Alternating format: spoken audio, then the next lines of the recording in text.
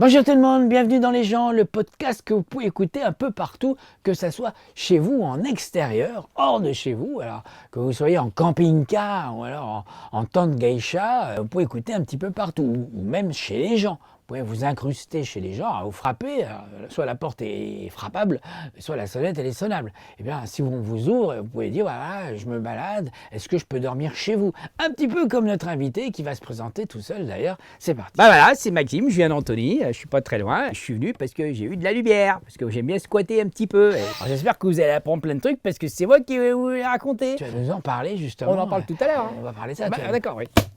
Stop. Vous n'êtes pas prêt. Vous n'étiez pas censé voir ça. Et moi non plus. Cette interview n'a jamais été diffusée. Et pour cause, elle n'a jamais commencé. Magnéto. Merci. Ah ben merci beaucoup Antoine, ça fait longtemps que je voulais t'inviter justement chez moi. Ben voilà, oui. Ah bien sûr, pas chez moi, hein, tu viens pas.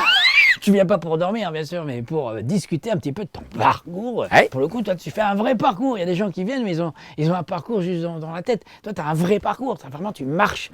Un peu bon. Tu as fait tous les pays. Oui, bien sûr. Des pays à l'étranger, bien sûr. Oh, Est-ce que tu peux nous raconter déjà des anecdotes moi j'adore les anecdotes. D'accord. Et on peut faire 4 émissions hein, avec tout ce que j'ai à vous raconter, parce que j'ai plein d'anecdotes moi. Bien sûr, bien Si sûr. vous voulez voir tous mes souvenirs de vacances, de travail, je peux vous montrer. Alors, d'habitude, je clappe, mais avec mon nouveau néon, maintenant, je peux directement cliquer comme ça. D'accord. On y va. Ah, bah il est où ce qu'on a? Bah, que je sais que cette merde. Qu'est-ce qu'on vient de regarder? Bien le bonjour, la Tébézance. Ces images nous ont été transmises par une personne ayant travaillé à la production. Alors forcément, on se pose des questions. Est-ce un gag, un coup de com'? Rien de tout ça. Où est Guilhem? Est-il parti volontairement? Est-ce que Guilhem savait ce qui allait se passer en touchant le néon? Et surtout, pourquoi ce pull? Il est dégueulasse. Les questions sont légitimes. J'ai donc commencé à faire quelque chose de très simple. Enquêter.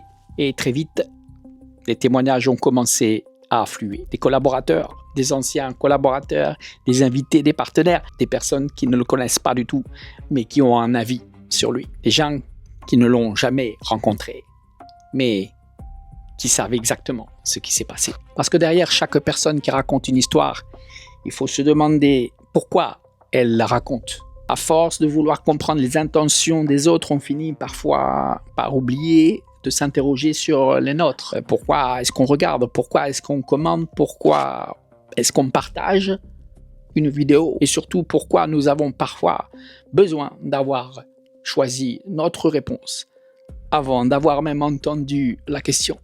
Dans tous les cas, un mystère sans réponse, c'est frustrant. Alors, une mauvaise réponse, au moins, ça fait une vidéo et des vues. Alors, même si la présomption d'innocence existe sur les réseaux sociaux, elle est tout simplement moins performante que l'algorithme. Parce qu'une enquête consiste normalement à partir des faits pour arriver à une conclusion. Mais sur Internet, on rencontre parfois la méthode inverse. Choisir la conclusion, puis partir à la recherche des captures d'écran. Et c'est généralement là qu'il faut commencer à se méfier. Il faut parfois prendre du recul pour comprendre qu'on est déjà allé beaucoup trop loin. Et peut-être qu'au fond, dans une histoire, ce qui compte, ce n'est pas toujours ce qui s'est passé, mais ce qui reste quand ce qui s'est passé ou pas est passé. Et à ce stade des hypothèses, je ferme aucune porte. J'ouvre plutôt des placards. J'ai donc fait quelque chose de très simple pour me faire comprendre. Dans quelques jours, je mets en ligne la première de ce documentaire long format qui révèle tout. Ce sera en première sur la plateforme Rouge. Ce qui savent, vous savez. Donc pour une fois, je vais vous demander réellement de me soutenir, de m'accompagner dans cette aventure périlleuse et à risque. Mais c'est pour la bonne cause. Abonnez-vous parce qu'une fois publiée, on ne sait pas combien de temps la vidéo restera en ligne. Qui sait, peut-être qu'elle sera strikée par Romain Régnier. Alors soyez là parce qu'au départ, je voulais tout simplement savoir où était Guilhem Plot et j'ai découvert toute autre chose. Je ne vais évidemment pas vous dire quoi parce que sinon ce ne serait pas une bonne annonce, mais le documentaire. Mais je peux vous dire une seule chose, c'est que vous n'êtes pas prêts. Ciao la Tébézance.